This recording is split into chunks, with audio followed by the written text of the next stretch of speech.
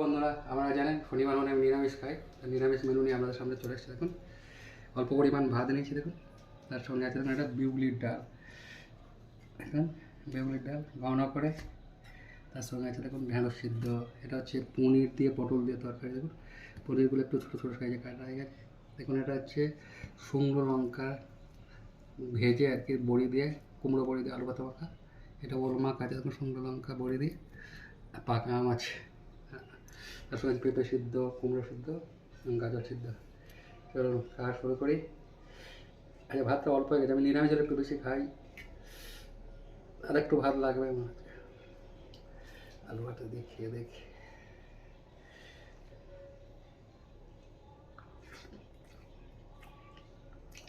বেগুনের ডাল আর সঙ্গে বড়ি ভাজা দিয়ে আলু ভাতে মাখা, অসাধারণ কম্বিনেশন।